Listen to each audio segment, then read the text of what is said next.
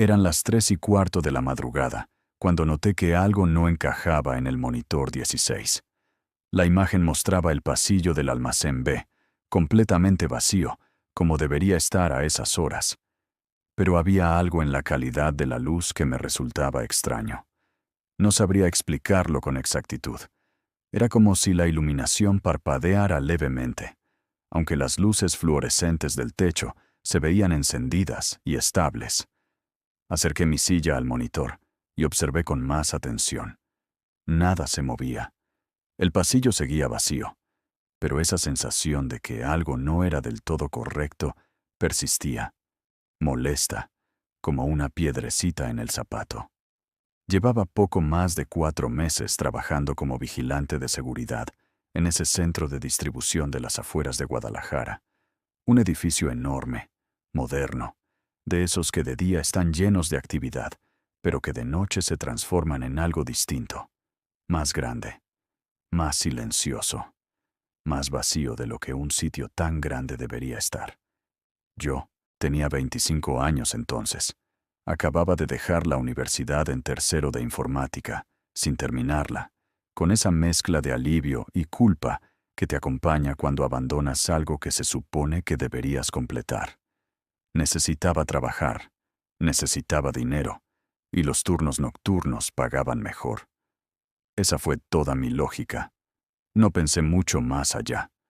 Nadie a esa edad piensa realmente en las consecuencias de trabajar de noche durante meses, de lo que eso le hace a tu percepción del mundo, a tu forma de relacionarte con el tiempo y con las personas.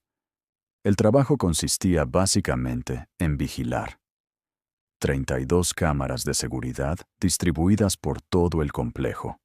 Rondas cada 2 horas, recorriendo las instalaciones físicamente, comprobar que las puertas estuvieran cerradas, que no hubiera luces encendidas donde no debía haberlas, que los sistemas de climatización funcionaran correctamente. Rutina. Pura rutina repetida noche tras noche. Mi compañero de turno se llamaba Javier. 40 y pocos años, pelo gris cortado muy corto, fumador constante durante las pausas, lector de novelas baratas de espías. Hablaba poco, y eso me parecía bien. Yo tampoco era muy conversador en aquella época. Nos repartíamos las tareas sin fricciones. Él se quedaba en la sala de control mientras yo hacía la primera ronda. Luego alternábamos. Entre ronda y ronda, el tiempo se estiraba de formas extrañas. 5 minutos podían parecer media hora, o media hora podía evaporarse sin que te dieras cuenta. La sala de control era pequeña, sin ventanas, con una pared entera cubierta de monitores. Siempre hacía frío ahí dentro, por el aire acondicionado que enfriaba los equipos. Había una cafetera, que estaba encendida permanentemente, y 2 sillas de oficina muy desgastadas. Javier había puesto algunas cosas personales. Una taza con el logo de un equipo de fútbol que no reconocí. Una foto enmarcada de 2 niñas, que supuse serían sus hijas, aunque nunca me lo confirmó. Yo no puse nada. No sé por qué. Quizás porque en el fondo no planeaba quedarme mucho tiempo, aunque al final me quedé más de lo que hubiera imaginado. Los primeros 2 meses fueron absolutamente normales. Tranquilos, incluso. No pasaba nada digno de mención. Alguna falsa alarma ocasional cuando un sensor de movimiento se activaba sin motivo aparente. Algún camión llegando fuera de horario con permisos especiales. Nada más. Aprendí las rutinas. Memoricé la distribución del edificio. Me acostumbré al horario nocturno. Empecé a dormir durante el día con las persianas bajadas, a desayunar cuando otros cenaban, a ver amanecer casi todos los días mientras conducía de vuelta a casa. Mi vida social desapareció casi por completo, pero no me importó tanto como pensé que me importaría. Había algo reconfortante en la simplicidad de aquella existencia. Trabajo, casa, dormir, repetir, sin complicaciones, sin decisiones difíciles. Javier me enseñó todo lo que necesitaba saber durante las primeras semanas. Me explicó qué cámaras eran problemáticas, cuáles se desajustaban con frecuencia y había que reiniciar manualmente. Me mostró los puntos donde las llaves maestras a veces no funcionaban bien y había que forzar un poco. Me dijo que en un edificio tan grande siempre había ruidos raros, crujidos, chasquidos del metal expandiéndose y contrayéndose con los cambios de temperatura. Me dijo que no me preocupara demasiado por pequeñas cosas, que no encajaran perfectamente. Lo importante es que no pase nada grave, me dijo una de esas primeras noches. El resto son detalles. Y tenía razón. Durante semanas no pasó nada grave. Solo esos detalles que él mencionaba. Pequeñas cosas. Una puerta que recordaba haber cerrado y que aparecía entreabierta en la siguiente ronda. Una luz encendida en una oficina que estaba apagada 2 horas antes. El termostato de uno de los almacenes refrigerados, marcando una temperatura diferente a la programada. Javier siempre tenía explicaciones. El cierre de esa puerta estaba defectuoso. La luz tenía un temporizador que nadie había desactivado correctamente. El termostato se había reajustado automáticamente. Todo normal. Todo lógico. Y yo le creía porque quería creerle. Porque la alternativa era pensar que algo no funcionaba como debería. Y eso implicaba problemas, complicaciones, tener que reportar cosas y rellenar informes, y posiblemente tener que quedarme más tiempo del que me pagaban para averiguar qué estaba pasando. Pero entonces empecé a notar un patrón. Fue gradual. Tan gradual que al principio no lo vi. Empezó con esa puerta de la sala de reuniones en la segunda planta. La primera vez que la encontré entreabierta fue un martes, creo, durante mi ronda de medianoche. La cerré sin darle más importancia. 2 horas después, cuando volví a pasar por allí, estaba otra vez entreabierta, exactamente en la misma posición, como si alguien la hubiera abierto exactamente el mismo número de centímetros. La cerré de nuevo, esta vez asegurándome de que el pestillo encajara correctamente. En la siguiente ronda, estaba cerrada. Pensé que el problema estaba resuelto, pero 3 noches después, ocurrió exactamente lo mismo. Puerta entreabierta en la ronda de medianoche, cerrada en la de las 2, entreabierta otra vez en la de las 4. Se lo mencioné a Javier. Esa puerta siempre ha dado problemas, dijo sin levantar la vista de su novela. El marco está un poco torcido o algo así. No cierra bien del todo. ¿Y por qué solo pasa algunas noches?, pregunté. Javier se encogió de hombros. Depende de la humedad, supongo, o de la temperatura. Los edificios se mueven, tío. Es normal. Dejé el tema. Pero empecé a prestar más atención. Y entonces vi que no era solo esa puerta. Había otras cosas, pequeñas, sutiles. Cosas que podían explicarse individualmente, pero que juntas formaban un patrón incómodo. Los monitores, por ejemplo. Algunos mostraban ligeras interferencias a ciertas horas. Siempre los mismos monitores. Siempre a las mismas horas aproximadamente. Entre las 3 y las 4 de la madrugada, principalmente. No era nada dramático. Solo un leve parpadeo. Una distorsión casi imperceptible en la imagen. Pero estaba ahí. Constante. Repetitivo. Y luego estaban los ruidos. Javier tenía razón en que los edificios grandes hacen ruido. Eso es cierto. Pero estos ruidos eran diferentes. No eran crujidos aleatorios del metal. Eran secuencias. Sonaban casi como pasos, pero no del todo. O como algo pesado siendo arrastrado, pero tampoco exactamente. Era difícil de describir. Y siempre venían de zonas del edificio que sabíamos que estaban completamente vacías. Una noche, debía de ser mi 5.º mes allí, escuché uno de esos ruidos muy claramente. Venía del almacén C, uno de los refrigerados. Estaba en la sala de control con Javier cuando lo escuchamos. Fue un sonido metálico, prolongado, como si alguien estuviera moviendo una de las estanterías industriales. Miré a Javier. Él había levantado la vista de su libro, pero su expresión era completamente neutra. ¿Has oído eso?, pregunté. Sí, dijo simplemente. ¿Vamos a comprobarlo? Javier dudó un momento. Luego miró los monitores que mostraban el almacén C. Todo parecía normal en las pantallas. Nada se movía. Probablemente sea el sistema de refrigeración, dijo finalmente. A veces hace ruidos raros cuando se ajusta la temperatura. Pero sonaba como si algo se moviera, insistí. Los compresores pueden sonar así, dijo Javier, volviendo a su libro. Pero si quieres ir a mirar, adelante. Había algo en su tono que me disuadió. No era hostilidad exactamente. Era más bien cansancio.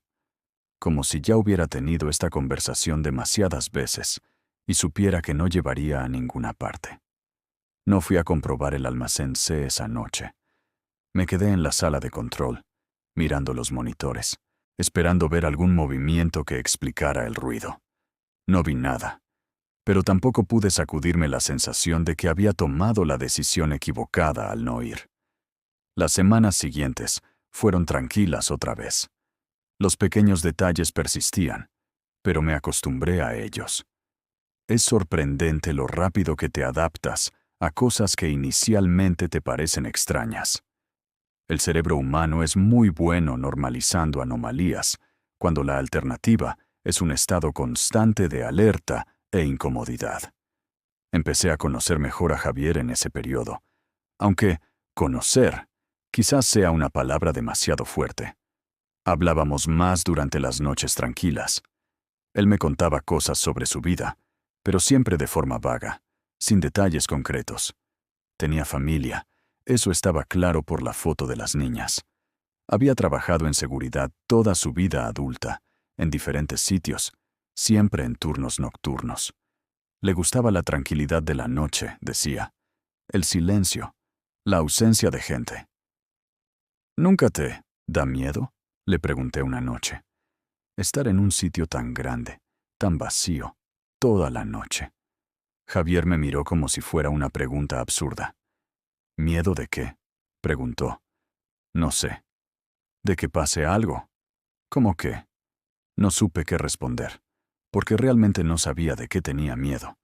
No era miedo a un robo o a un incendio o a cualquier cosa concreta y racional. Era algo más difuso, una incomodidad, una sensación de que ese edificio guardaba cosas que yo no entendía. Nada, dije finalmente. Da igual. Javier volvió a su libro sin decir nada más. Pero durante el resto de esa noche, sentí que me miraba de vez en cuando con el rabillo del ojo, como evaluándome, como decidiendo algo sobre mí que yo no alcanzaba a comprender. Fue también por esa época cuando empecé a notar algo raro en los registros. Parte de nuestro trabajo era anotar cualquier incidencia en un libro de registro digital que compartíamos con los otros turnos. Entradas de personal, autorizado fuera de horario, entregas especiales, averías, falsas alarmas. Todo eso quedaba registrado. Una noche, mientras esperaba a que Javier volviera de su ronda, empecé a revisar las entradas del turno de tarde del día anterior.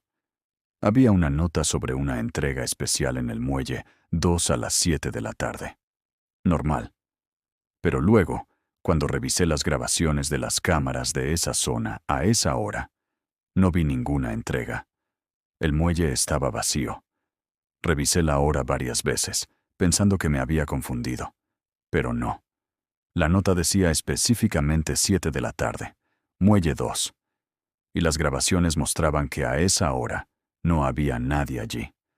Cuando Javier volvió, se lo mencioné. «Mira esto», dije, mostrándole el registro y luego la grabación.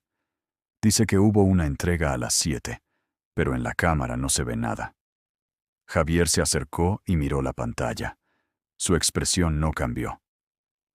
«La cámara del muelle 2 tiene un ángulo muerto», dijo. «Si el camión se aparca de cierta forma, no sale en la imagen». «¿Ah, sí?» «Sí. Es uno de los problemas que tiene este sistema. Hay varios puntos ciegos». «¿Por qué no se ha arreglado?» Javier se encogió de hombros. «Supongo que no lo consideran prioritario. Mientras las zonas importantes estén cubiertas». Sonaba lógico. Pero algo me incomodaba. ¿Por qué instalar cámaras en los muelles si iban a tener ángulos muertos tan grandes? No dije nada más sobre el tema esa noche, pero empecé a revisar más registros en mis ratos libres y encontré más inconsistencias. Pequeñas, nada dramático, entregas que no aparecían en las cámaras, personal que supuestamente había entrado durante nuestro turno, pero que nunca habíamos visto ni en las pantallas ni durante las rondas, horarios que no cuadraban del todo. Cada cosa individualmente tenía una explicación posible. Errores administrativos, fallos técnicos, malentendidos sobre horarios. Pero todas juntas formaban un patrón que me inquietaba cada vez más. Una noche decidí hacer un experimento. Durante mi ronda de las 2 de la madrugada, presté especial atención a todos los detalles. Conté exactamente cuántas puertas estaban cerradas, cuántas luces estaban encendidas, dónde estaba aparcada cada carretilla elevadora en los almacenes. Tomé notas mentales de todo. Luego, en la ronda de las 4, volví a comprobar exactamente los mismos detalles. 3 cosas habían cambiado. Una puerta que estaba cerrada ahora estaba entreabierta. Una luz que estaba apagada ahora estaba encendida. Y una de las carretillas elevadoras del almacén principal había cambiado de posición. No mucho. Quizás 1 metro. Pero había cambiado. Volví a la sala de control y revisé las grabaciones de las últimas 2 horas. No vi a nadie entrando en ninguna de esas zonas. Las cámaras no mostraban ningún movimiento. Y sin embargo, cosas habían cambiado. Javier, dije, ¿has visto a alguien en los monitores durante la última hora? No, respondió sin levantar la vista de su novela. ¿Por qué? Hay cosas que han cambiado de sitio. ¿Qué cosas? Le describí lo que había notado. Javier finalmente dejó su libro y me miró. Estás prestando demasiada atención a detalles sin importancia, dijo. Te va a volver loco. Pero, escucha, me interrumpió. Llevo 5 años trabajando aquí. 5 años en este mismo turno, en este mismo edificio. Y sé que hay cosas que no siempre cuadran perfectamente. Pequeñas cosas. Cosas que probablemente tengan explicaciones aburridas y técnicas que ni tú ni yo entendemos, porque no somos ingenieros ni técnicos de mantenimiento. ¿Pero no te parece raro? Me parecería raro si pasara algo realmente grave, dijo Javier. Un robo, un incendio, un accidente. Eso sería raro. Que una puerta esté más abierta o más cerrada de lo que recordabas, o que una luz esté encendida cuando pensabas que estaba apagada. Eso no es raro. Eso es normal en un edificio tan grande como este. Quise discutir, pero algo en su expresión me detuvo. No era enfado exactamente. Era algo más parecido a preocupación, como si le preocupara que yo estuviera prestando demasiada atención a cosas que no debería. Vale, dije finalmente. Tienes razón. Probablemente estoy cansado. Probablemente, concordó Javier, volviendo a su libro. Pero yo sabía que no era cansancio. Sabía que había visto lo que había visto. Y sabía que Javier estaba ocultándome algo. No sabía qué, pero lo sabía. Las semanas siguientes, intenté no pensar demasiado en ello. Hice mi trabajo, vigilé los monitores, hice mis rondas. Pero parte de mí estaba siempre alerta, siempre observando, siempre buscando el siguiente detalle que no encajara. Y los detalles seguían apareciendo. Nunca nada dramático. Nunca nada que pudiera señalar con seguridad y decir, esto está definitivamente mal. Pero estaban ahí, constantes, persistentes, como si el edificio estuviera tratando de decirme algo que yo no sabía cómo escuchar. Una noche, mientras hacía mi ronda, me detuve en mitad del pasillo del almacén principal. Era un espacio enorme, con techos altísimos y estanterías industriales que llegaban hasta casi arriba. Estaba completamente solo allí, las luces fluorescentes zumbando suavemente sobre mi cabeza. Y de repente, sentí algo que no había sentido antes en ese lugar. No era exactamente miedo. Era más bien la sensación de ser observado, de no estar tan solo como pensaba. Miré a mi alrededor, buscando cámaras, pero sabía dónde estaban todas las cámaras, y ninguna me estaba enfocando en ese momento desde un ángulo que me permitiera verlas. La sensación persistió durante todo el camino de vuelta a la sala de control. Incómoda, insistente, como una comezón que no podía rascar. Cuando llegué, Javier estaba mirando los monitores con más atención de lo habitual. Se giró cuando entré. ¿Todo bien?, preguntó. Sí, mentí. Todo normal. Javier me miró durante un momento más largo de lo necesario. Luego asintió y volvió a los monitores. Esa fue la noche en que algo cambió entre nosotros. No sabría decir exactamente qué, pero a partir de entonces, hubo una tensión que no había estado ahí antes. Como si ambos supiéramos que el otro sabía algo, pero ninguno quisiera ser el primero en admitirlo. Las noches se volvieron más silenciosas. Hablábamos menos. Javier pasaba más tiempo mirando los monitores y menos leyendo sus novelas. Yo hacía mis rondas más rápido, con ganas de volver a la sala de control donde al menos había otra persona, aunque esa persona apenas me dirigiera la palabra. Y los detalles seguían acumulándose. Pequeños, inexplicables, constantes. Había noches en que podía ignorarlos. Noches en que conseguía convencerme a mí mismo de que Javier tenía razón, de que estaba prestando demasiada atención a cosas sin importancia, de que mi imaginación estaba llenando huecos con fantasías porque el trabajo era monótono y mi cerebro necesitaba estímulos. Pero había otras noches, cada vez más frecuentes, en que sabía con absoluta certeza que algo no estaba bien en ese edificio. Algo que iba más allá de fallos técnicos o errores administrativos. Algo que las personas que trabajaban allí sabían pero habían decidido no ver.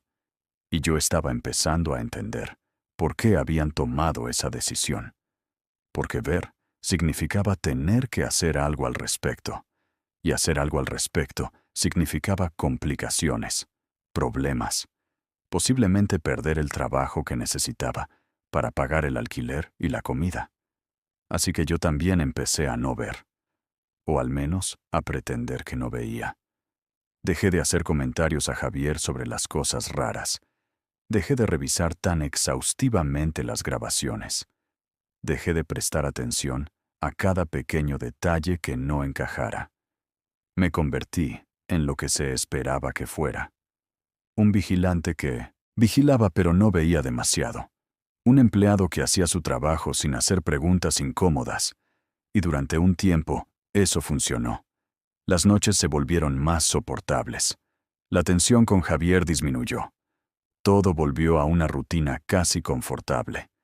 Pero en el fondo, en un rincón de mi mente que no podía silenciar completamente, sabía que solo estaba posponiendo lo inevitable.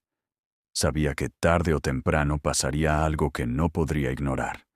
Algo que me forzaría a ver lo que hasta entonces había conseguido no ver. Y cuando ese momento llegara, tendría que decidir qué tipo de persona quería ser. Esa decisión se acercaba.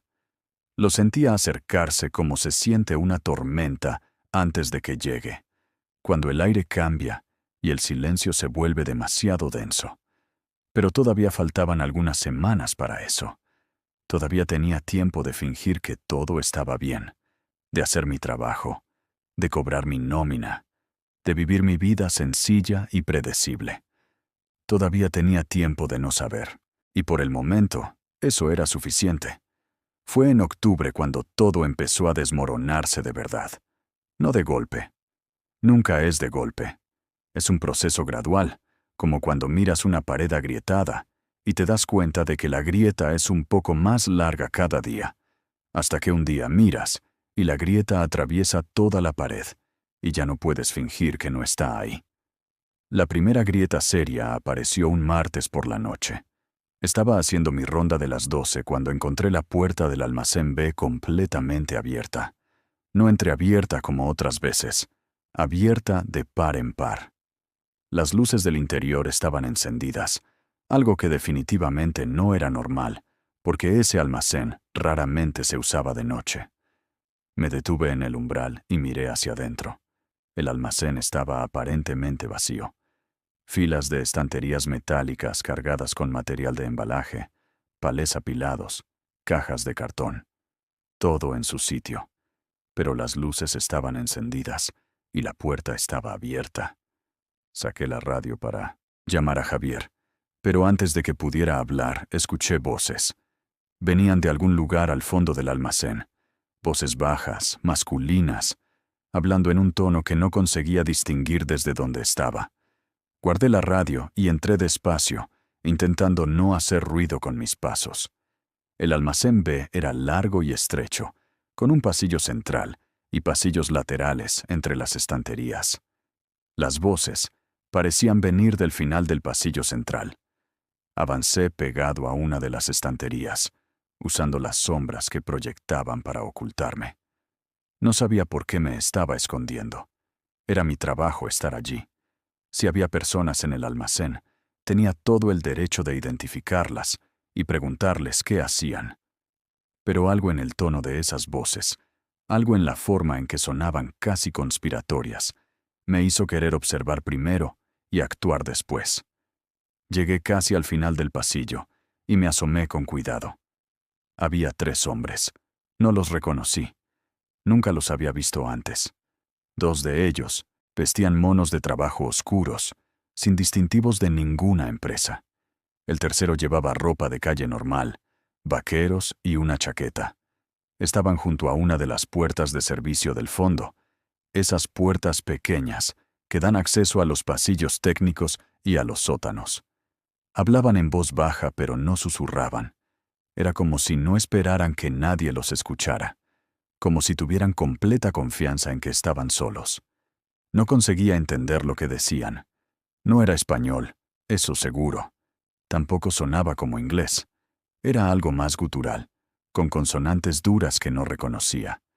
Uno de los hombres con mono sacó un juego de llaves y abrió la puerta de servicio.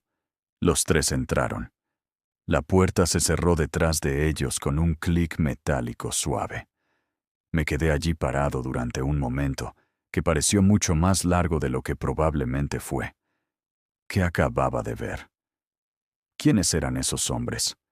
¿Por qué estaban allí a medianoche? ¿Por qué nadie me había avisado de que habría gente trabajando? Saqué la radio otra vez. Javier, ¿me recibes? Silencio. Javier, estoy en el almacén B. Hay gente aquí. ¿Sabes algo de trabajos programados para esta noche? Más silencio. Esperé 30 segundos. Nada. Guardé la radio y me acerqué a la puerta de servicio por donde habían desaparecido los 3 hombres. Tenía una pequeña ventana de cristal reforzado a la altura de los ojos. Me asomé.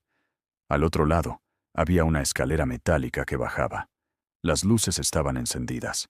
Podía escuchar las voces de los hombres, ahora más lejanas, viniendo de algún lugar abajo. Probé el pomo de la puerta. Estaba cerrado. Por supuesto que estaba cerrado. Busqué en mi llavero la llave maestra de las puertas de servicio. La encontré e intenté abrir. La llave entró en la cerradura, pero no giró. Lo intenté varias veces, con más fuerza. Nada. Esa cerradura había sido cambiada o modificada de alguna forma. Volví a mirar por la ventana. Ya no escuchaba las voces. Solo el zumbido distante de la maquinaria del sótano. Saqué la radio una tercera vez. Javier, necesito que vengas al almacén B. Ya. Esta vez sí hubo respuesta, pero tardó en llegar. Estoy ocupado, dijo la voz de Javier, sonando extrañamente tensa. ¿Qué pasa? Hay gente en el edificio. Entraron por el almacén B y bajaron al sótano. No están autorizados. Hubo una pausa larga antes de que Javier respondiera. Vuelve a la sala de control, dijo finalmente. Ahora. Pero... He dicho que vuelvas a la sala de control, repitió Javier, esta vez con un tono que no admitía discusión. No hagas nada más. Vuelve ya. Algo en su voz me asustó. No era enfado. Era algo más parecido a miedo. O a urgencia. No sabía cuál de las dos cosas era peor. Salí del almacén B y volví a la sala de control casi corriendo. Javier estaba allí, de pie frente a los monitores, pero no los estaba mirando. Estaba mirando su teléfono móvil. Cuando entré, levantó la vista. ¿Los viste?, preguntó. Sí. 3 hombres. Bajaron al sótano por la puerta de servicio del almacén B. ¿Hablaste con ellos? No. Solo los vi. Intenté abrir la puerta de servicio, pero mi llave no funciona. Javier asintió como si eso fuera exactamente lo que esperaba escuchar. Esa puerta tiene una cerradura especial, dijo. Solo cierta gente tiene llave. ¿Qué gente? Mantenimiento, dijo Javier, pero había algo en la forma en que lo dijo que me hizo saber que estaba mintiendo, o al menos no diciendo toda la verdad. ¿Por qué no me avisaron de que habría gente trabajando esta noche? ¿Por qué no siempre lo hacen?, respondió Javier. Ya te lo he dicho antes. Los diferentes departamentos no se coordinan bien. Javier, esos tipos no parecían de mantenimiento. ¿Y qué aspecto tiene la gente de mantenimiento?, preguntó Javier con un tono ligeramente irritado. Todos llevan un cartel en la frente que dice ¿mantenimiento? No hablaban español, dije. Ni inglés. Era otro idioma. Muchas empresas de mantenimiento subcontratan a trabajadores extranjeros, dijo Javier. Es más barato.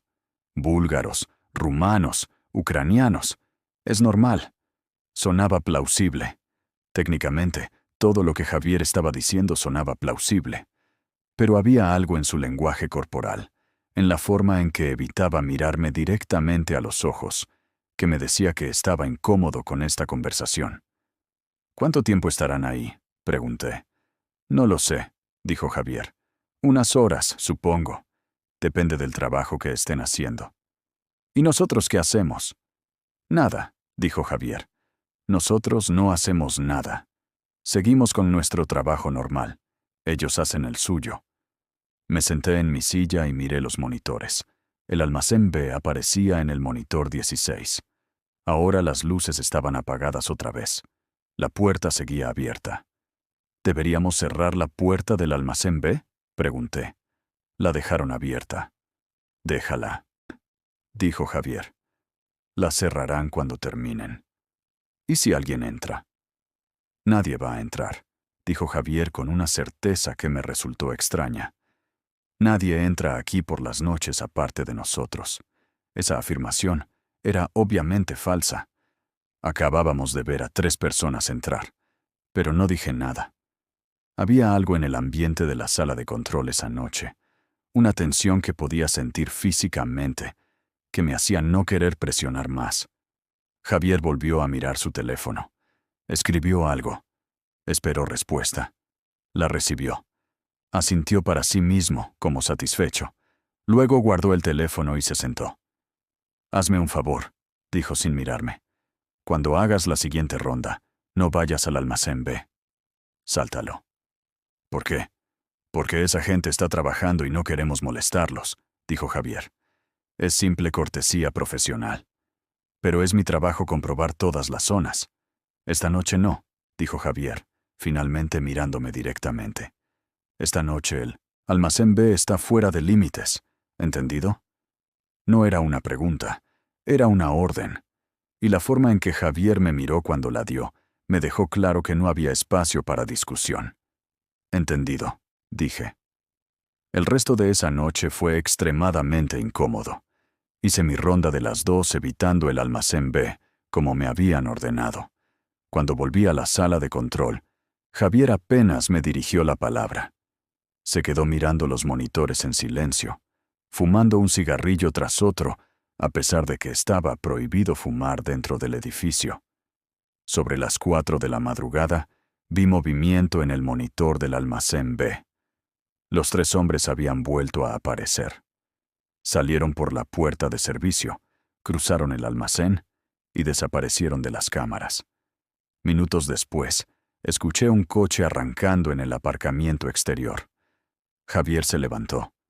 «Voy a cerrar la puerta del almacén B», dijo. Tú quédate aquí. Salió antes de que pudiera responder. Volví a mirar los monitores. Vi a Javier entrar en el almacén B, caminar hasta el fondo, comprobar algo que no alcanzaba a ver desde el ángulo de la cámara y luego volver. Cerró la puerta al salir. Cuando volvió a la sala de control, parecía más relajado. Ya está, dijo. Todo normal. Pero nada era normal. Yo lo sabía y él lo sabía. Y ambos sabíamos que el otro lo sabía. Pero ninguno de los dos dijo nada. Esa fue la primera grieta real. Y a partir de esa noche, las grietas empezaron a aparecer con más frecuencia. 2 noches después, pasó algo similar. Esta vez fue en el almacén C, uno de los refrigerados. Las luces se encendieron a la 1 de la madrugada sin razón aparente. Javier me dijo que no fuera a comprobar. Me dijo que era un problema eléctrico que ya habían reportado. Las luces se apagaron solas 1 hora después. Una semana más tarde, escuché voces en el sótano durante mi ronda. Voces que venían de una zona del sótano técnico a la que supuestamente nadie accedía nunca. Cuando se lo mencioné a Javier, me dijo que probablemente había escuchado el eco de las tuberías, que el sótano tenía una acústica rara que a veces hacía que los sonidos del sistema de climatización parecieran voces humanas. Empecé a notar un patrón en las mentiras de Javier. No eran mentiras obvias, eran explicaciones plausibles para cosas que, individualmente, podían tener explicaciones plausibles. Pero la frecuencia con la que necesitaba dar esas explicaciones estaba aumentando. Y las explicaciones cada vez sonaban más ensayadas, más preparadas de antemano, como si Javier supiera exactamente qué iba a preguntarle y ya tuviera lista la respuesta. También empecé a notar que Javier recibía mensajes en su teléfono a horas específicas, siempre alrededor de medianoche, y luego otra vez sobre las 3 de la madrugada. Cuando recibía esos mensajes, su comportamiento cambiaba sutilmente. Se volvía más alerta, más atento a los monitores, y casi siempre, poco después de recibir uno de esos mensajes, pasaba algo. Luces que se encendían, puertas que aparecían abiertas, ruidos en zonas que deberían estar vacías. Una noche me atreví a preguntarle directamente: ¿quién te escribe a estas horas? Javier levantó la vista de su teléfono y me miró con una expresión completamente neutra. Mi mujer, dijo. Trabaja en el turno de noche en un hospital. A veces me escribe durante sus descansos. Era posible, completamente posible. Pero algo en la forma en que lo dijo, demasiado rápido, demasiado seguro, me hizo dudar. No sabía que estabas casado, dije. Hay muchas cosas que no sabes de mí, respondió Javier, volviendo a su teléfono. Y tenía razón. Después de más de 6 meses trabajando juntos, apenas sabía nada sobre Javier. Ni siquiera sabía con certeza si esas niñas de la foto eran realmente sus hijas. Nunca me lo había confirmado. Yo había asumido que lo eran, pero nunca se lo había preguntado directamente. Me di cuenta de que Javier era muy bueno manteniendo las conversaciones en un nivel superficial. Hablábamos, sí, pero nunca de nada personal realmente.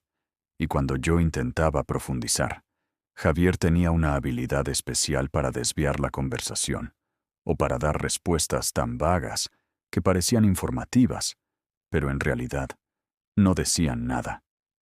Empecé a preguntarme si esa era una habilidad natural de Javier, o si era algo que había desarrollado deliberadamente para este trabajo, para mantener distancia, para no involucrarse demasiado con sus compañeros de turno.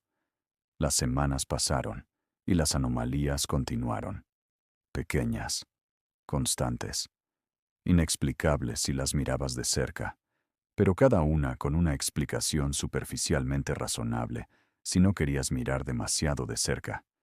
Y yo estaba empezando a entender que no mirar demasiado de cerca era exactamente lo que se esperaba de mí.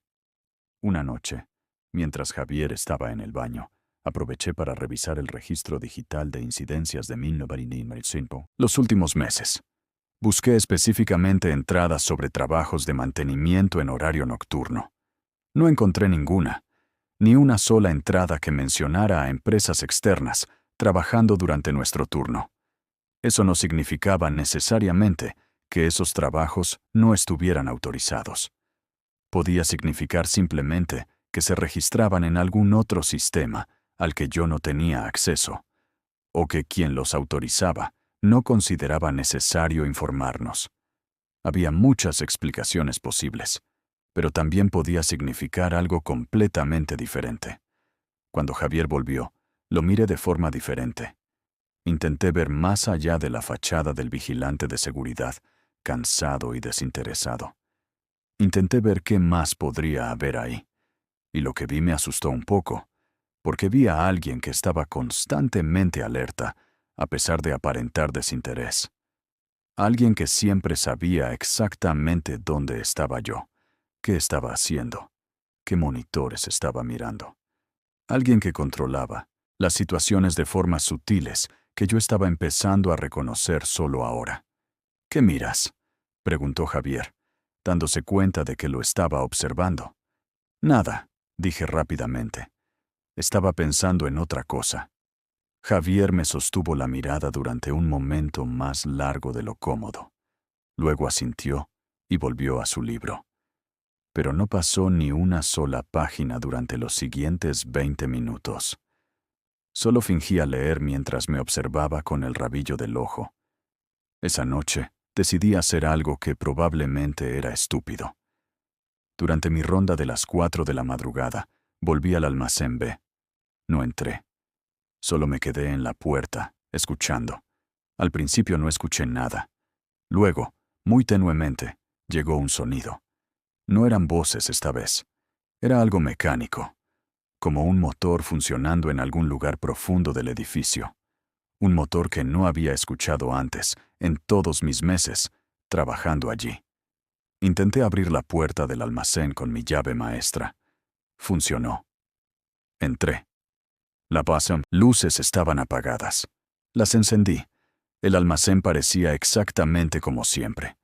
Estanterías cargadas de material. Palés apilados. Nada fuera de lugar. Pero ese sonido persistía.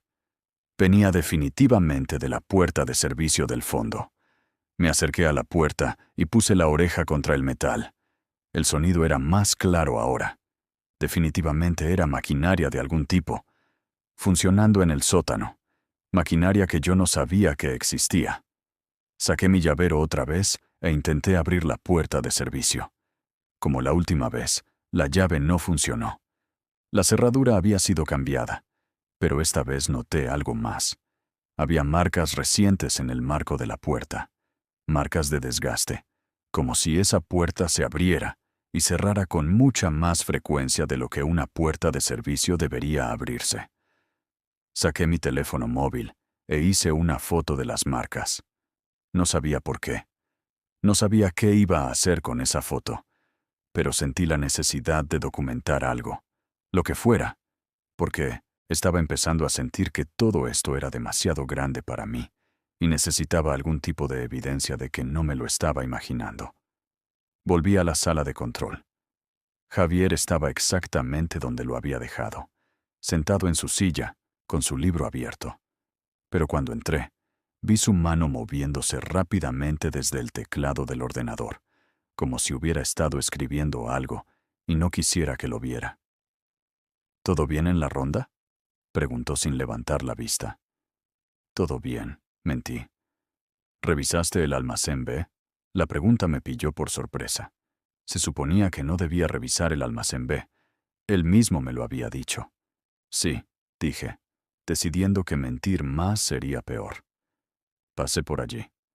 Javier finalmente levantó la vista y me miró. ¿Y? Y nada. Todo normal. Javier asintió lentamente. Bien, dijo. Porque el almacén B es importante. Hay que vigilarlo bien. Había algo en la forma en que lo dijo que me hizo sentir que estaba siendo evaluado. Que mi respuesta a esa pregunta tenía más peso del que yo entendía. El resto de la noche pasó en un silencio casi total. Ninguno de los dos habló más de lo estrictamente necesario. Cuando llegó el relevo de la mañana, me fui rápido, sin despedirme. Conduje a casa con la sensación de estar atrapado en algo que no entendía. Algo que cada noche se hacía un poco más grande, un poco más oscuro, un poco más imposible de ignorar. Esa noche no pude dormir. Me quedé mirando el techo de mi habitación, pensando en ese sonido de maquinaria en el sótano, preguntándome qué tipo de maquinaria podía ser, preguntándome por qué nadie me había dicho que estaba ahí, preguntándome qué más había en ese edificio que yo no sabía. Pensé en renunciar. Pensé en simplemente dejar el trabajo, buscar algo diferente, algo más normal. Pero necesitaba el dinero. Y además, parte de mí quería saber. Necesitaba saber qué estaba pasando. Esa necesidad era casi física, una compulsión que no podía controlar. Así que volví la siguiente noche, y la siguiente, y la siguiente. Las anomalías continuaron. Las explicaciones de Javier se volvieron más escasas. Ya ni siquiera se molestaba en justificar todo. Cuando yo mencionaba algo raro, él simplemente asentía y volvía a lo que estaba haciendo. Y yo empecé a darme cuenta de algo perturbador. Me estaba acostumbrando. Las cosas que me habrían alarmado profundamente hace 2 meses, ahora apenas me hacían parpadear. Me estaba adaptando, normalizando, convirtiéndome en lo que Javier ya era. Alguien que ve pero no mira, que sabe pero no pregunta, que trabaja pero no se involucra. Y eso me asustaba más que cualquier ruido en el sótano o cualquier presencia inexplicable en los almacenes, porque significaba que estaba perdiéndome a mí mismo, que estaba dejando que ese lugar me cambiara de formas que quizás no podría revertir. Pero todavía no sabía cómo salir, o siquiera si quería salir, porque ahora, después de todo lo que había visto, después de todas las preguntas que se acumulaban sin respuesta, no podía simplemente irme sin saber. Necesitaba entender qué era este lugar realmente. ¿Qué pasaba aquí cada noche mientras el resto del mundo dormía? Y esa necesidad, me estaba dando cuenta lentamente, podía ser lo más peligroso de todo. Noviembre llegó con un frío que penetraba el edificio de formas que el sistema de calefacción no conseguía compensar. Las noches se hacían más largas, más oscuras, más densas, y las cosas que yo había estado tratando de ignorar se volvieron imposibles de ignorar. Empezó con los archivos. Una noche, Javier tuvo que irse temprano. Su mujer, si es que realmente tenía mujer, había llamado con alguna urgencia familiar. Me dijo que podía manejar el turno solo, que solo quedaban 2 horas y media para el relevo de la mañana. Me dio algunas instrucciones rápidas sobre qué hacer si pasaba algo, y se fue. Fue la primera vez en 1999, todos esos meses que me quedé completamente solo en el edificio durante el turno nocturno. La sensación era diferente, mucho más intensa. Con Javier allí, el edificio era grande pero manejable. Solo, era algo completamente distinto. Cada ruido se amplificaba. Cada sombra en los monitores parecía más oscura. El silencio entre los sonidos se hacía más profundo, más amenazante. Hice mi ronda de las 4 con más rapidez de lo habitual, con ganas de volver a la sala de control, donde al menos había luces y monitores y la ilusión de control. Cuando volví, me senté frente a las pantallas e intenté calmarme. Era ridículo sentir miedo. Era el mismo edificio de siempre. Yo había hecho este trabajo durante meses. Nada había cambiado objetivamente, pero subjetivamente, todo era diferente. Intenté distraerme revisando el correo electrónico del trabajo. Había algunos mensajes rutinarios sobre cambios en los horarios de entrega, actualizaciones del protocolo de seguridad, cosas aburridas y administrativas. Los revisé sin prestar mucha atención. Luego, casi por accidente, Abrí una carpeta del ordenador que nunca había abierto antes. Se llamaba Histórico Incidencias y estaba en el escritorio, junto a otras carpetas que usaba regularmente. No sé por qué nunca la había abierto antes. Quizás porque Javier nunca la había mencionado. Quizás porque había asumido que era solo un backup del registro digital que ya revisaba. Pero cuando la abrí, vi que contenía algo diferente. Eran documentos escaneados, informes escritos a mano, algunos de ellos fechados años atrás. Empecé a leerlos. El primero era de 2008, 3 años antes de que yo empezara a trabajar allí. Estaba escrito por alguien llamado Mauricio, que aparentemente había sido vigilante de seguridad del turno de noche. El informe describía ruidos inexplicables en el sótano técnico y presencias no autorizadas en el almacén B. Mauricio había solicitado una revisión completa del Fontobarse, sistema de seguridad, y una investigación sobre posibles intrusiones. La respuesta de la empresa, adjunta al informe, era breve. Se ha realizado inspección. No se encontraron irregularidades.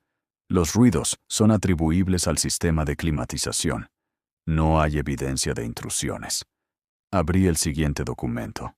Era de 2009, escrito por el mismo Mauricio. Esta vez el tono era más urgente.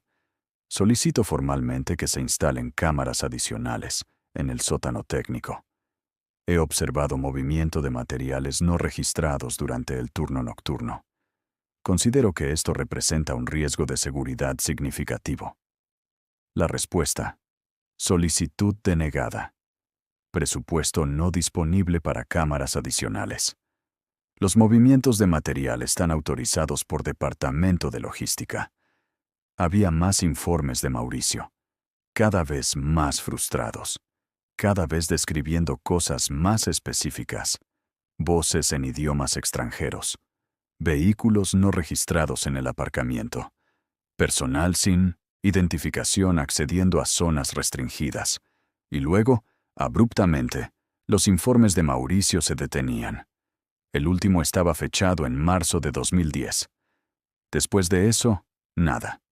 Como si Mauricio hubiera dejado de trabajar allí de repente. Los siguientes documentos eran de otra persona, alguien llamado Fernando. Sus informes eran mucho más breves, más cautelosos. Mencionaba pequeñas irregularidades, pero siempre terminaba con frases como probablemente explicable por, posiblemente debido a. Era obvio que Fernando había aprendido a no hacer olas. Fernando duró 1 año. Sus informes también cesaron abruptamente en 2011, y luego no había nada. Ningún informe de ningún vigilante nocturno desde 2011 hasta ahora. Como si todos hubieran decidido simultáneamente dejar de documentar lo que veían. O como si les hubieran ordenado que dejaran de hacerlo. Busqué informes de Javier. No había ninguno. En 5 años trabajando en ese turno, Javier no había escrito ni un solo informe sobre irregularidades. Oficialmente, durante su tiempo allí, nunca había pasado nada digno de mención. Sentí un escalofrío que no tenía nada que ver con la temperatura de la sala. ¿Qué le había pasado a Mauricio? ¿Por qué había dejado de escribir informes tan abruptamente? ¿Y Fernando? ¿Y todos los demás vigilantes que habían trabajado en este turno a lo largo de los años? Miré la hora. Las 5:15 de la mañana. El relevo llegaría en 45 minutos. Javier no iba a volver. Estaba completamente solo.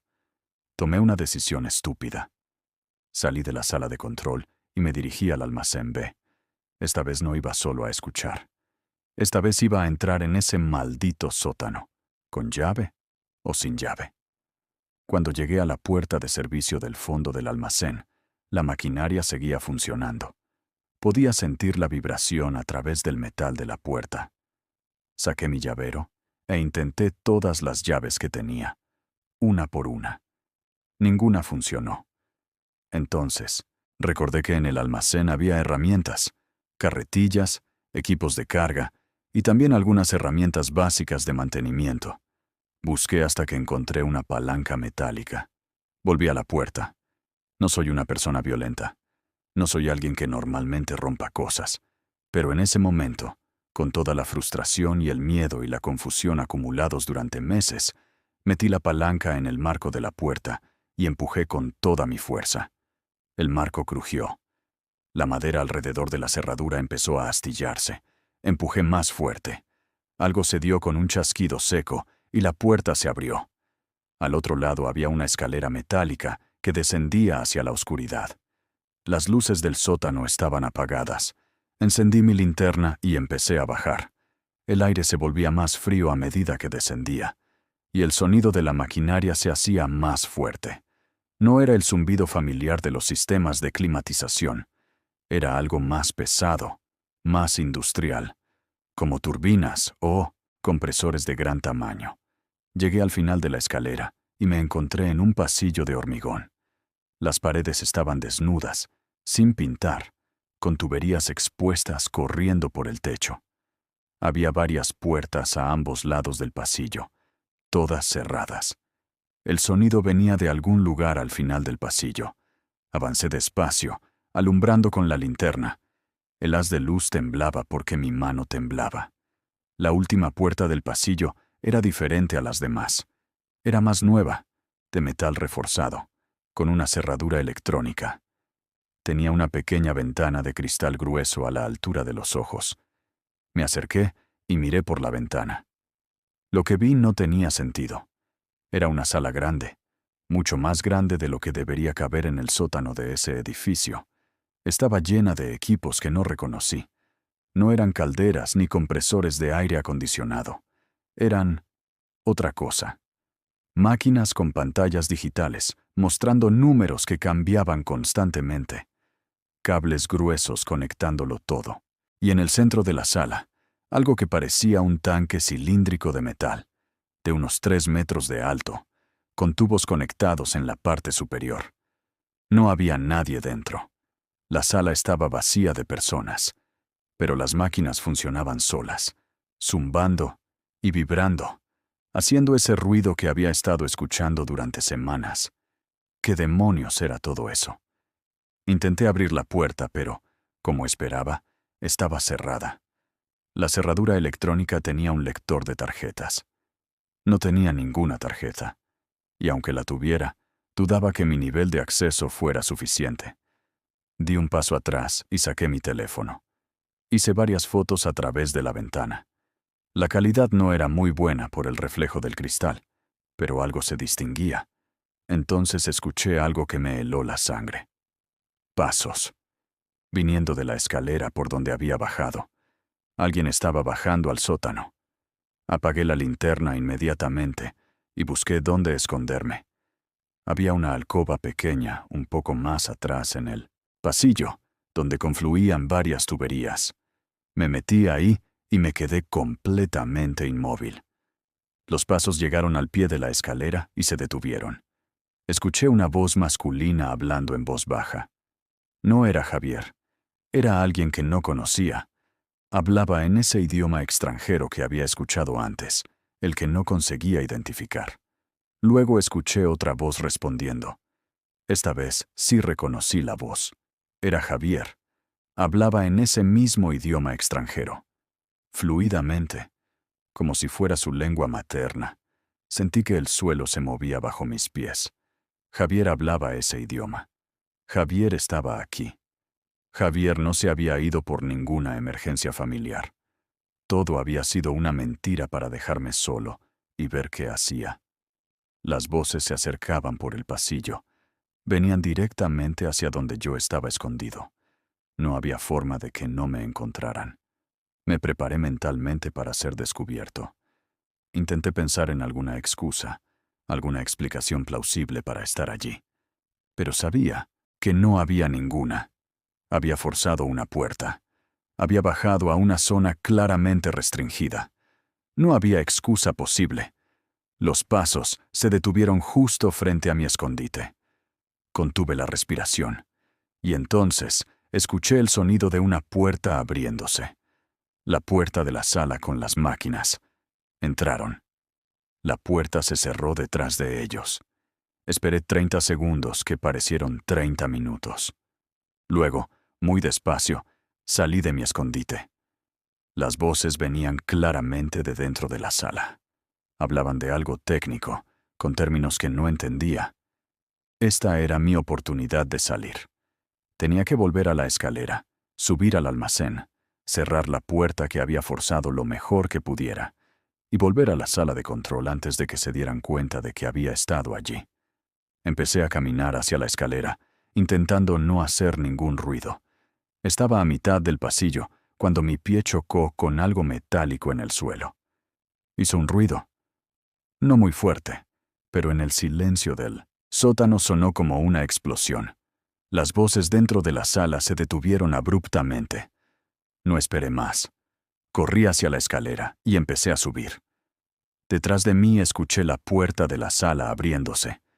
Escuché a alguien gritando algo en ese idioma extranjero. Llegué arriba, salí por la puerta que había forzado y corrí a través del almacén B. Detrás de mí escuchaba pasos en la escalera. Me perseguían. Salí del almacén y corrí por el pasillo principal del edificio. Mis pasos resonaban contra las paredes. Ya no importaba el sigilo, solo importaba llegar a la sala de control. Llegué jadeando, cerré la puerta detrás de mí y me desplomé en mi silla. Mi corazón latía tan fuerte que podía escucharlo en mis oídos. Revisé los monitores frenéticamente. El almacén B aparecía vacío en las pantallas. Nadie salió por donde yo había salido, como si mis perseguidores hubieran desaparecido, o como si supieran moverse por el edificio sin aparecer en las cámaras. Me quedé allí sentado, temblando, intentando procesar lo que acababa de pasar. Javier me había mentido, no solo esa noche, sino probablemente durante todos estos meses. Hablaba un idioma que me había ocultado. Conocía ese sótano. Probablemente conocía esas máquinas. Probablemente sabía exactamente qué estaba pasando en este edificio cada noche. Y yo había sido demasiado estúpido o demasiado ingenuo para verlo. Miré la hora. Las 5:40. En 20 minutos llegaría el equipo de día. Tenía que actuar normal. Tenía que fingir que no había pasado nada. Abrí el programa de informes e hice lo que había que hacer cada mañana: escribir el resumen del turno. Noche tranquila, sin incidencias, todo normal. Guardé el informe justo cuando escuché el coche del equipo de día llegando al aparcamiento. Roberto y Carmen entraron charlando animadamente sobre algo. Les saludé con la normalidad que pude fingir. Les pasé el parte. Todo correcto. Ellos ficharon. Yo fiché. Mi salida. Y me fui. En el coche, de camino a casa, mis manos seguían temblando tanto que casi no podía conducir. Tuve que detenerme en un área de servicio y quedarme allí sentado durante 20 minutos hasta que recuperé algo de compostura. ¿Qué había visto exactamente en ese sótano? ¿Qué eran esas máquinas? ¿Y por qué estaban escondidas en un centro de distribución logística? Pensé en las fotos que había hecho con mi teléfono. Las revisé. Eran borrosas, poco claras, pero mostraban algo. Mostraban que había maquinaria ahí abajo que no debería estar ahí. ¿Debería ir a la policía? ¿Debería mostrarles las fotos? ¿Contarles lo que había visto? ¿Pero qué había visto exactamente? Maquinaria. En un edificio industrial. Técnicamente, no había nada ilegal en eso. No había visto drogas, ni armas, ni nada obviamente criminal. Solo máquinas que no entendía. Y además, estaba el problema de que yo había forzado una puerta. Había entrado en una zona restringida sin autorización. Si iba a la policía, tendría que admitir eso. Y probablemente me despedirían. Quizás incluso me denunciarían por daños a la propiedad. No, no podía ir a la policía. No todavía. No sin más evidencia. Llegué a casa cuando el sol ya estaba alto. Me metí en la cama, pero no pude dormir. Cada vez que cerraba los ojos, veía esas máquinas, ese tanque cilíndrico, esos cables, y escuchaba la voz de Javier hablando ese idioma que nunca me había dicho que sabía. ¿Quién era Javier realmente? ¿Para quién trabajaba? ¿Y qué papel jugaba yo en todo esto? Pasé el día entero en un estado de ansiedad constante. Miraba mi teléfono cada 5 minutos, esperando. ¿Qué? ¿Una llamada de la empresa despidiéndome? ¿Una visita de la policía? ¿Algo peor? Pero no pasó nada. El teléfono no sonó. Nadie llamó a mi puerta. Cuando llegó la hora de ir a trabajar otra vez, consideré seriamente no ir. Llamar diciendo que estaba enfermo. Dar tiempo a que las cosas se calmaran. Pero sabía que eso sería peor. Si no aparecía, confirmaría que había hecho algo que no debía. Sería una admisión de culpa. Así que fui. Llegué al edificio a mi hora habitual. Fiché. Subí a la sala de control. Javier estaba allí, sentado en su silla, leyendo su novela, como si nada hubiera pasado. «Buenas noches», dije con una voz que esperaba sonara normal. «Buenas noches», respondió Javier sin levantar la vista de su libro. Me senté en mi silla y miré los monitores. El almacén B aparecía completamente normal. La puerta que había forzado no mostraba señales de daño en la cámara, pero la cámara estaba en un ángulo que no permitía ver el marco de la puerta claramente. ¿Lo habían reparado ya? ¿O simplemente no habían notado el daño? Los minutos pasaban con una lentitud agónica. Javier seguía leyendo. Yo seguía mirando los monitores sin realmente verlos. El silencio entre nosotros era denso, cargado de cosas no dichas. Finalmente, Javier cerró su libro y me miró. «Hoy te toca hacer la primera ronda», dijo. Era cierto. Me tocaba. Asentí y me levanté. «Incluye el almacén B», añadió Javier. «Asegúrate de que todo esté en orden allí». Me quedé helado. ¿Era una prueba? ¿Sabía lo que había hecho? ¿Me estaba dando la oportunidad de confesar? «Claro», dije. «Por supuesto». Salí de la sala de control con las piernas temblorosas. Hice mi ronda de forma casi automática, comprobando puertas y luces, sin realmente prestarles atención. Todo mi enfoque estaba en lo que encontraría cuando llegara al almacén B. Cuando finalmente llegué, la puerta del almacén estaba cerrada como siempre. La abrí y entré. Encendí las luces. Todo parecía normal. Caminé hasta el fondo, hasta la puerta de servicio que había forzado la noche anterior. La puerta estaba perfectamente cerrada. El marco no mostraba ningún daño.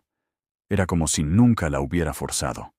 Como si todo lo de la noche anterior hubiera sido un sueño. Pero no había sido un sueño. Tenía las fotos en mi teléfono para demostrarlo. Probé el pomo de la puerta. Estaba cerrado.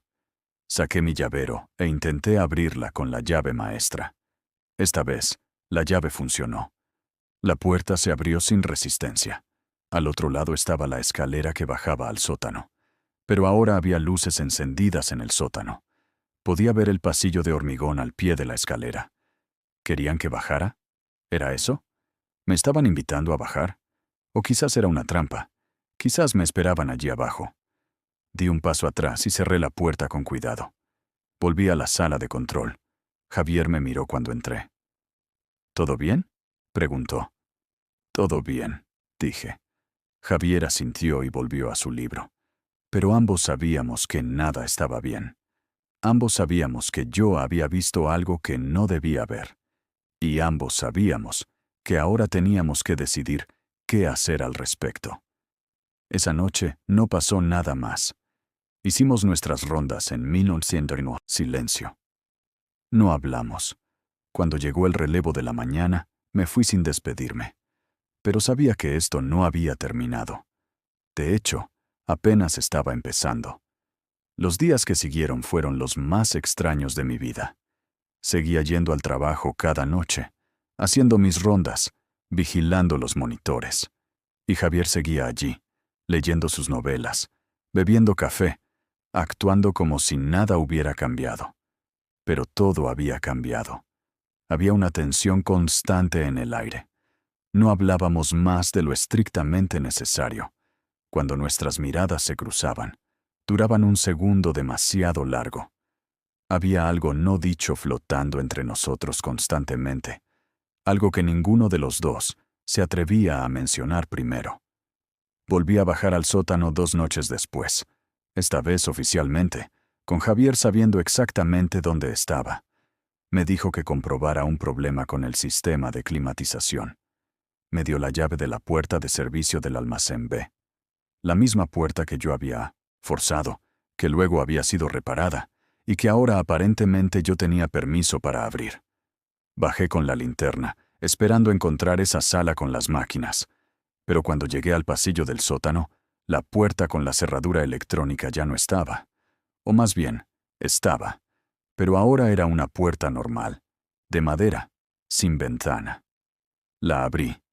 Dentro solo había equipos de climatización estándar, calderas, compresores. Exactamente lo que cabría esperar en el sótano técnico de un edificio industrial. Las máquinas que había visto habían desaparecido. O nunca habían estado ahí. O estaban en otro sitio. Volví a la sala de control y le dije a Javier que todo parecía funcionar correctamente. Él asintió sin decir nada. Esa noche, cuando estaba haciendo mi ronda de las 2, encontré un sobre en mi taquilla. No tenía nombre ni remitente, solo un sobre blanco normal. Lo abrí. Dentro había 5 billetes de 100 euros y una nota escrita a mano. La nota decía: buen trabajo. Manténlo así. 500 euros. En efectivo. Sin explicación. Me quedé mirando el dinero durante largo rato. Era más de lo que ganaba en una semana de trabajo. ¿Por qué me lo daban? ¿Quién me lo daba? ¿Era un pago? ¿Una compensación por algo? ¿O era un soborno para que mantuviera la boca cerrada? Guardé el dinero en mi bolsillo. No sabía qué más hacer con él. No podía dejarlo allí. Y devolverlo. ¿A quién lo devolvería? Cuando volví a la sala de control, Javier me miró de una forma diferente, más relajada, casi amistosa, como si acabara de pasar algún tipo de prueba sin saber que estaba siendo evaluado. ¿Qué tal la ronda?, preguntó. Bien, respondí. Me alegro, dijo Javier. Y luego, después de una pausa, este trabajo es bueno si sabes cómo manejarlo. Tranquilo, bien pagado, sin complicaciones innecesarias. Era la conversación más larga que habíamos tenido en semanas. Sí, dije. Sin complicaciones. Javier asintió, satisfecho, y volvió a su libro. Pero esa noche, mientras miraba los monitores, me di cuenta de algo. Ya no estaba intentando entender qué pasaba en ese edificio. Estaba intentando decidir si me importaba saberlo. Y esa realización me asustó más que cualquier cosa que hubiera visto en el sótano. Las semanas pasaron. El sobre con dinero apareció 2 veces más en mi taquilla. Siempre la misma cantidad. Siempre sin explicación. Y cada vez guardaba el dinero sin hacer preguntas. Mi nómina también había cambiado. Había un complemento nuevo, etiquetado vagamente como disponibilidad ampliada. 300 euros extra al mes. Nadie me explicó por qué lo recibía de repente. Simplemente apareció. Con ese dinero extra, pude mudarme a un apartamento mejor. Compré un coche más nuevo. Mi vida material mejoró notablemente. Y con cada mejora, se volvía más difícil hacer las preguntas que sabía que debería estar haciendo. Empecé a entender a Javier. Entendí por qué. Llevaba 5 años en ese trabajo sin hacer olas. ¿Por qué nunca escribía informes sobre irregularidades? ¿Por qué miraba para otro lado cuando pasaban cosas raras? Porque mirar para otro lado pagaba bien. Y hacer preguntas probablemente no acababa bien. Pensé en Mauricio, el vigilante de 2008 que había escrito todos esos informes urgentes sobre irregularidades. ¿Qué le había pasado? ¿Por qué dejó el trabajo tan abruptamente? ¿O lo dejó él, o lo dejaron a él? Nunca lo sabría. Igual que probablemente nadie sabría lo que me pasó a mí si alguna vez decidía hacer demasiadas preguntas. Una noche de diciembre, nevaba fuera. Grandes copos que se acumulaban en el aparcamiento, transformando el paisaje industrial en algo casi bonito. Javier y yo estábamos en la sala de control, tomando café, mirando la nieve caer en los monitores que mostraban el exterior. ¿Sabes?, dijo Javier de repente. He visto mucha gente ir y venir en este trabajo. Vigilantes que duran 2 semanas, 1 mes, 3 meses. Se agobian con el horario nocturno, o se asustan de los ruidos, o empiezan a ver cosas que no están ahí y terminan convenciéndose de que el edificio está embrujado o alguna tontería así. Hizo una pausa y me miró. Pero tú has durado casi 7 meses ya. Eso es bueno. Eso dice algo sobre ti. ¿Qué dice?, pregunté. Javier se encogió de hombros. Que sabes adaptarte, que entiendes cómo funcionan realmente las cosas, que no eres de los que complican las cosas innecesariamente. No dije nada. No había nada que decir. Este edificio, continuó Javier, mirando los monitores. Es raro. Lo admito. Pasan cosas que no siempre tienen sentido. Gente que va y viene. Movimientos que no cuadran exactamente con los registros. Ruidos en sitios donde no debería haber ruidos. Se giró para mirarme directamente. Pero nada de eso es asunto nuestro. Nosotros estamos aquí para vigilar que no haya robos, que no haya incendios, que el edificio siga en pie cuando llegue el equipo de día. El resto lo manejan otras personas. Personas que saben lo que hacen. Personas que no necesitan que nosotros metamos las narices donde no nos llaman. ¿Y si esas personas están haciendo algo ilegal?, pregunté. Fue la primera vez que verbalizaba esa posibilidad en voz alta. Javier me miró durante un largo momento. ¿Ilegal según quién?, preguntó finalmente. ¿Según tú? ¿Según yo? No somos policías, no somos jueces, no somos investigadores. Somos vigilantes de seguridad que ganan 1.200 euros al mes, más complementos. No nos pagan para tomar decisiones morales complejas. Pero, mira, me interrumpió Javier. Yo tengo 47 años. Tengo 2 hijas, una en la universidad y otra que empieza el año que viene. Tengo una hipoteca. Tengo facturas que pagar cada mes. Este trabajo me permite mantener todo eso. ¿Es perfecto? No. ¿Es todo completamente claro? ¿Y transparente? Tampoco. ¿Pero me da lo que necesito para vivir? Sí. Se levantó y fue a servirse más café. ¿Y tú?, continuó sin mirarme.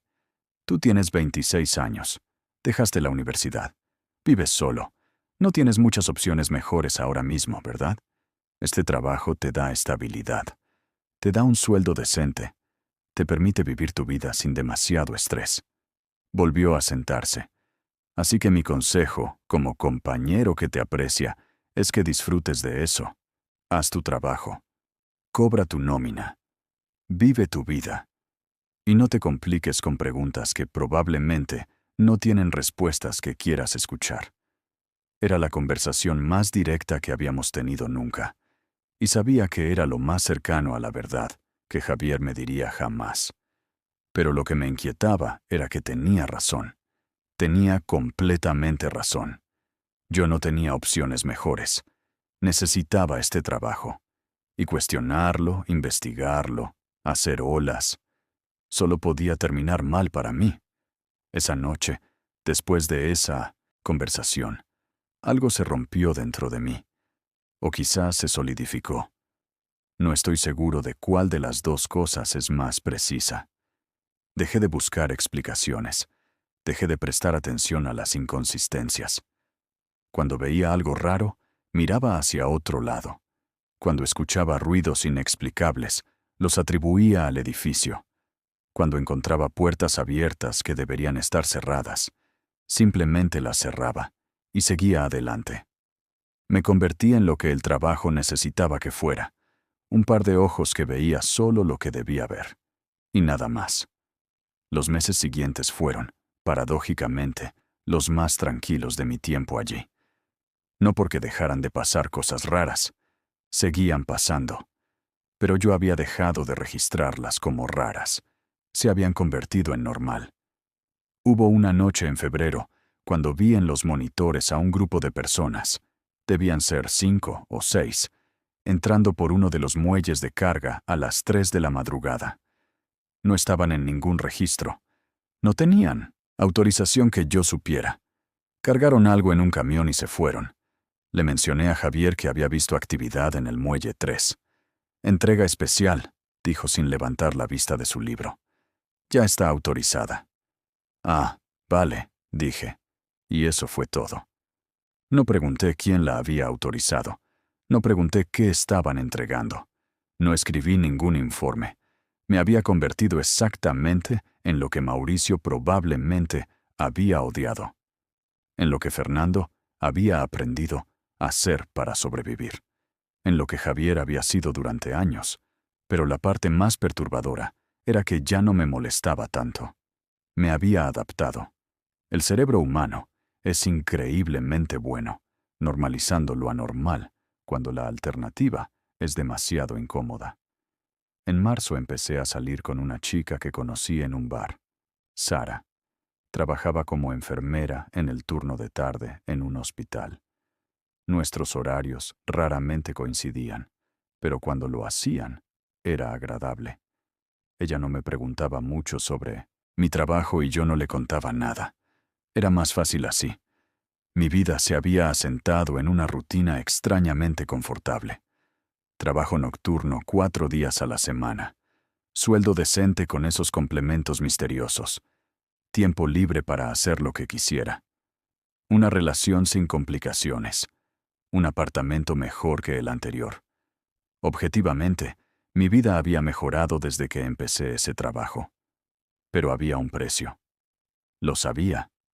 Lo sentía a veces, en momentos inesperados. Cuando me miraba al espejo por la mañana después de un turno. Cuando Sara me preguntaba, ¿cómo estuvo el trabajo? Y yo respondía automáticamente, tranquilo, como siempre. Cuando pasaba por delante de ese edificio durante el día y lo veía lleno de trabajadores normales, haciendo trabajos normales, sin saber lo que pasaba allí por las noches. El precio era una parte de mí mismo, una parte que había decidido conscientemente no ver, no saber, no preguntar. Una parte que había vendido por 1.200 euros al mes más complementos. Y la pregunta que nunca me atrevía a formular completamente era, ¿cuánto de mí mismo quedaba después de vender esa parte? En abril pasó algo que me hizo enfrentarme brevemente a esa pregunta. Estaba haciendo mi ronda de las 4 cuando escuché algo diferente. No eran los ruidos habituales de maquinaria o tuberías. Era una voz humana, gritando. Venía de algún lugar del sótano. Un grito corto, ahogado, que se cortó abruptamente. Me quedé paralizado en mitad del pasillo. Mi corazón latía con fuerza. Había escuchado eso. Definitivamente había escuchado eso. Era inconfundible. Volví rápidamente a la sala de control. Javier, dije. He escuchado algo. Un grito. Desde el sótano. Javier levantó la vista de su libro y me miró con una expresión completamente neutra. ¿Un grito?, repitió. Sí. Alguien gritando. Desde abajo. Javier dejó su libro a un lado y se levantó. Fue hacia los monitores y empezó a revisar. Las cámaras que cubrían los accesos al sótano no mostraban nada. No veo a nadie, dijo. Pero lo escuché, insistí. Estoy seguro. Javier me miró con una expresión que no supe interpretar. ¿Era compasión? ¿Advertencia? ¿Miedo? A veces los tubos hacen ruidos raros, dijo finalmente, especialmente cuando cambia la presión del agua. Puede sonar casi como voces, como gritos incluso. Javier, sé distinguir entre un tubo y una persona gritando. ¿Estás seguro?, preguntó Javier. Porque llevas casi 9 meses trabajando de noche, sin apenas dormir bien, con el horario completamente al revés. Eso te puede jugar malas pasadas. Te hace escuchar cosas que no están ahí. Había algo en la forma en que lo dijo. No era condescendiente. Era casi gentil, como si realmente le preocupara mi bienestar. Escucha, continuó Javier. Tómate un descanso. Quédate aquí. Yo termino la ronda esta noche. ¿Vale? No discutí. Algo en su tono me hizo simplemente asentir y sentarme. Javier salió a hacer la ronda. Yo me quedé mirando los monitores, buscando cualquier señal de movimiento, cualquier evidencia de que había alguien en el sótano. No vi nada. Javier volvió 40 minutos después. Todo despejado, dijo. No hay nadie en el sótano. He comprobado todas las salas. ¿Todas? Todas las que están en nuestra ruta de inspección, aclaró Javier. Por supuesto, las que estaban en nuestra ruta, no las otras. Las que yo había visto aquella noche. Las que habían desaparecido cuando volví a buscarlas. No dije nada más sobre el grito. Y Javier tampoco. Ambos volvimos a nuestras sillas y continuamos el turno en silencio. Pero esa noche, cuando llegué a casa, no pude dormir. Me quedé mirando el techo de mi habitación, reproduciendo ese grito una y otra vez en mi mente. Había sido real. Estaba seguro de que había sido real. ¿Pero qué podía hacer al respecto? ¿Ir a la policía? ¿Y decirles qué? ¿Exactamente? Escuché un grito en el sótano de mi trabajo, pero cuando mi compañero fue a comprobar, no había nadie. Y además, hay máquinas misteriosas que a veces están ahí y a veces no. Y por cierto, ¿me pagan dinero extra sin explicación? Sonaba como la paranoia de alguien que efectivamente llevaba demasiado tiempo trabajando de noche sin dormir bien. Y quizás Javier tenía razón. Quizás había sido un ruido de las tuberías. Quizás mi cerebro, cansado y sugestionado por meses de ver cosas raras, había interpretado mal un sonido completamente inocente. Quería creer eso. Necesitaba creer eso. Porque la alternativa era demasiado oscura para contemplarla. Los días siguientes fueron una lucha constante conmigo mismo. Parte de mí quería investigar más. Quería respuestas. Quería saber qué demonios estaba pasando realmente en ese edificio. Pero otra parte, cada vez más grande, solo quería dejar todo estar. Seguir cobrando mi sueldo. Seguir viviendo mi vida, cómoda y complicada. Sara notó que algo me pasaba. Me preguntó si estaba bien. Le dije que estaba cansado del trabajo, que estaba pensando en cambiar a otro turno, quizás buscar algo diferente. Ella me animó a hacerlo. Dijo que el trabajo nocturno no era bueno para nadie a largo plazo. Tenía razón. Lo sabía. Pero no hice nada al respecto, porque en el fondo ya sabía demasiado. Había visto demasiado. Y había aceptado demasiado dinero. Irme ahora, hacer preguntas ahora, parecía más peligroso que simplemente quedarse y seguir mirando para otro lado. Así que eso es lo que hice, durante 3 meses más, hasta julio. Julio fue cuando finalmente me fui. Pero no por las razones que podrías pensar. No por un despertar moral. No por coraje. No por miedo tampoco. No exactamente. Fue por algo mucho más simple y prosaico. Sara consiguió un trabajo mejor en Barcelona. Me pidió que me fuera con ella. Que empezáramos de nuevo allí. Juntos. Era una salida. Una excusa perfecta para dejar ese trabajo sin que pareciera que estaba huyendo de algo. Sin que pareciera que sabía demasiado y necesitaba irme antes de que ese conocimiento me trajera problemas. Presenté mi renuncia con 2 semanas de antelación. La empresa la aceptó sin problemas. Me pagaron lo que me debían, más un finiquito generoso. Demasiado generoso para alguien que solo había trabajado allí 12 meses. Mi último turno fue un viernes de finales de julio. Javier estuvo callado casi toda la noche. Hacia el final, me llamó aparte. «Has sido buen compañero», me dijo. «Discreto. Fiable. Eso es importante en este trabajo». «Gracias», dije. «¿Te vas por ella?», preguntó. «¿Por tu chica?» «Sí». Javier asintió. «Bien. Es una buena razón. Mejor que otras razones que he visto». No elaboró qué otras razones había visto. No pregunté. «Te voy a dar un consejo», dijo Javier. «Cuando te vayas de aquí, déjalo atrás. No hables de este sitio. No cuentes historias sobre lo que viste o no viste. No intentes entenderlo. Solo déjalo ir. ¿Y si no puedo? Pregunté. ¿Y si sigo preguntándome qué pasaba realmente aquí? Javier me puso una mano en el hombro. Entonces tendrás que vivir con esas preguntas, dijo. Porque las respuestas no te harían ningún bien. Créeme. Esa fue la última conversación real que tuve con Javier. Cuando terminó el turno, nos dimos la mano y me fui. No volví nunca más a ese edificio. Me mudé a Barcelona con Sara. Conseguí un trabajo en una empresa de seguridad informática, de día, en una oficina normal. Mi vida se normalizó rápidamente. Dejé de vivir de noche. Dejé de ver amanecer todos los días. Dejé de escuchar ruidos inexplicables en edificios vacíos. Pero las preguntas nunca me dejaron del todo. Durante años he pensado en aquello, en ese edificio, en Javier, en las máquinas del sótano, en los hombres hablando idiomas extranjeros, en ese grito que escuché en abril, y que Javier me convenció de que no era real. He buscado noticias sobre el edificio, sobre la empresa, sobre investigaciones policiales o escándalos. Nunca he encontrado nada.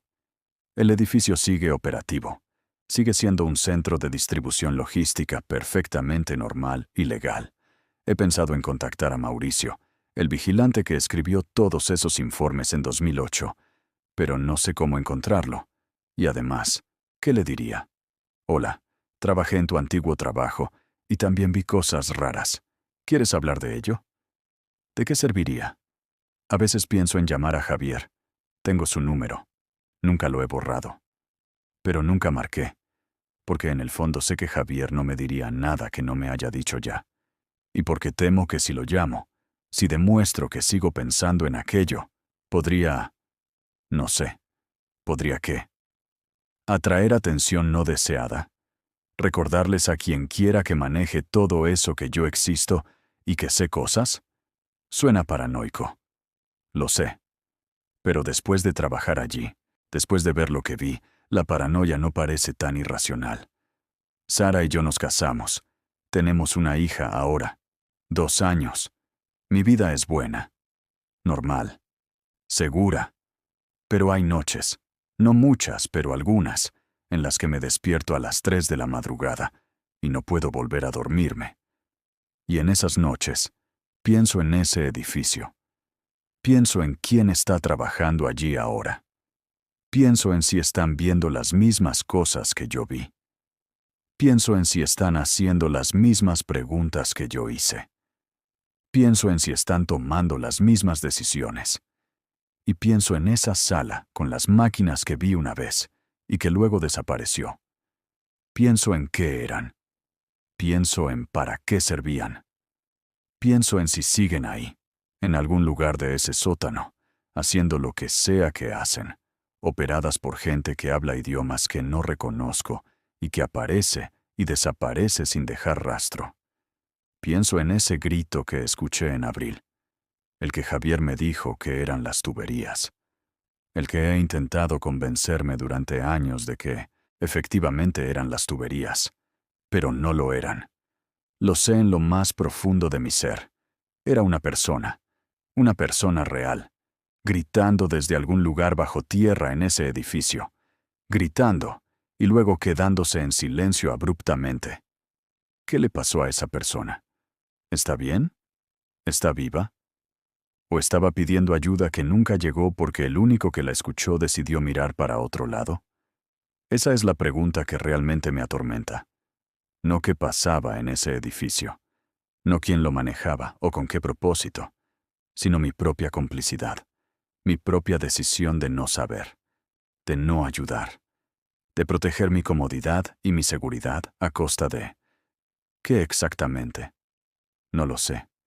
Y esa es precisamente la parte más terrible.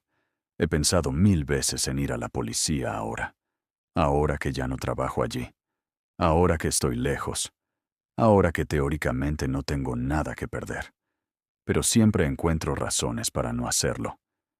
¿Qué evidencia tengo realmente? Unas fotos borrosas de hace años, que podrían ser cualquier cosa. Recuerdos de cosas que vi o creí ver.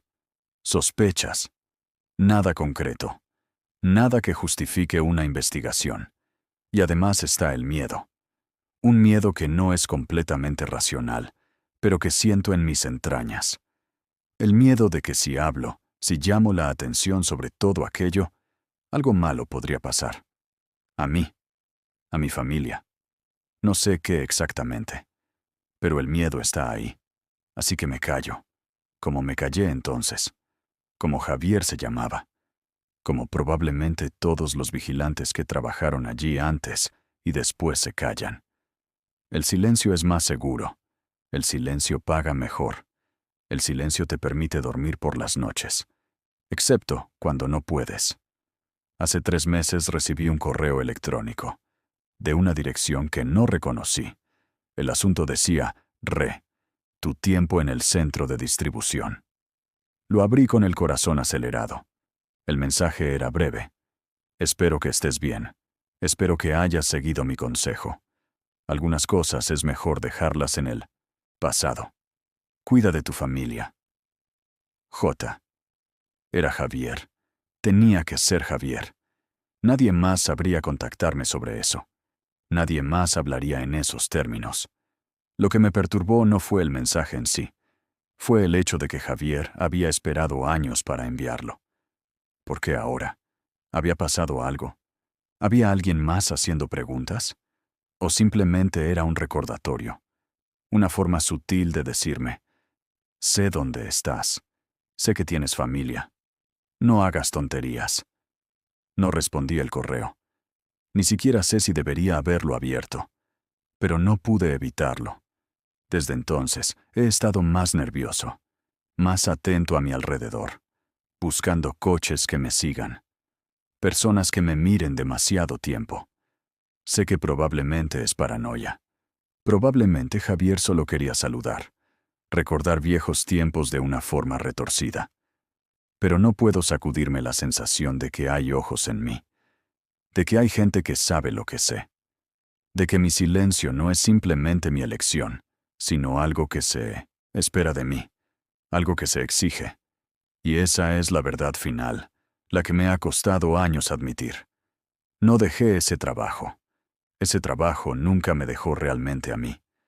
Parte de mí sigue allí, en ese edificio, en esos pasillos vacíos, en ese sótano con cosas que no debería haber visto. Parte de mí sigue siendo el vigilante nocturno que decidió no ver, no saber, no preguntar. Y no sé si alguna vez podré recuperar esa parte, o si incluso debería intentarlo, porque quizás Javier tenía razón.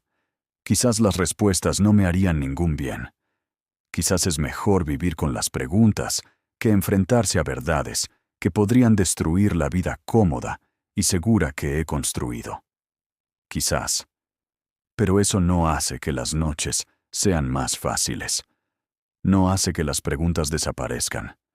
No hace que olvide ese grito en el sótano. Nadie explicó nunca lo que ocurrió durante aquel turno de noche. Ni durante ese turno, ni durante los cientos de turnos nocturnos que vinieron antes y después. Nadie explicó las máquinas, los hombres sin identificación, los movimientos de material no registrados, los sobres con dinero, los complementos en la nómina. Nadie explicó nada porque nadie quería explicaciones. Las explicaciones habrían requerido acciones, y las acciones habrían tenido consecuencias para todos los involucrados. Así que todos decidimos, cada uno a su manera, que era mejor no saber, mejor no preguntar, mejor dejar que las noches pasaran en su oscuridad, guardando sus secretos, mientras nosotros cobrábamos nuestros cheques y vivíamos nuestras vidas. Y eso es lo que hago ahora. Vivo mi vida. Cuido de mi familia. Trabajo en mi oficina normal haciendo tareas normales. Finjo que esos 12 meses nunca pasaron, o que no significaron nada, o que todo tenía explicaciones perfectamente racionales, que simplemente nunca llegué a conocer. Pero en las noches cuando no puedo dormir, cuando me despierto a las 3 de la madrugada, siempre a las 3 de la madrugada. ¡Qué curioso! Sé la verdad. Sé que hay lugares en este mundo donde las reglas normales no aplican, donde pasan cosas que nadie explica porque nadie quiere explicarlas, donde personas normales hacen trabajos normales mientras miran para otro lado ante cosas que no son nada normales. Y sé que yo fui una de esas personas, no por maldad, no por codicia, sino por algo mucho más mundano y mucho más humano, por miedo y por conveniencia. Esa es mi confesión, supongo. Tardía, incompleta, sin nombres reales ni lugares específicos porque incluso ahora, tantos años después, el miedo sigue ahí. El miedo a que contar demasiado traiga consecuencias. El miedo a que alguien lea esto y me reconozca. El miedo a que mi silencio no haya sido suficiente protección después de todo. Pero también está la necesidad de decirlo, de admitirlo, de poner en palabras lo que pasó, aunque sea de forma vaga e incompleta, porque llevarlo solo dentro de mí se ha vuelto insoportable. Así que aquí está, mi testimonio, mi verdad parcial, mi intento inadecuado de exorcizar fantasmas que probablemente nunca me dejarán del todo. Si hay otros que trabajaron en lugares similares, que vieron cosas similares, que tomaron decisiones similares, quizás esto les haga sentir menos solos. O quizás no. Quizás el aislamiento es parte del diseño, parte de cómo estos sistemas se mantienen. Cada uno guardando sus secretos, cada uno convencido de que está solo, de que nadie más entendería. Pero yo estoy rompiendo ese silencio ahora, parcialmente, torpemente, cobardemente, quizás. Es lo único que puedo hacer. Es lo único que me atrevo a hacer. Y quizás, solo quizás, eso sea suficiente. No para cambiar nada, no para arreglar nada, no para salvar a nadie que necesitara ser salvado, pero al menos para vivir conmigo mismo un poco mejor, para mirar a mi hija a los ojos sin cargar todo ese peso sin decir. O al menos eso espero, porque al final del día, eso es todo lo que nos queda, la esperanza de que nuestros silencios y nuestras cobardías puedan de alguna forma ser perdonados.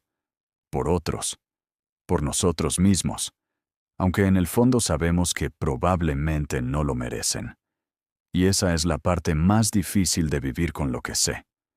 Saber que podría haber sido diferente, que podría haber hecho preguntas más insistentes, que podría haber ayudado, que podría haber sido valiente.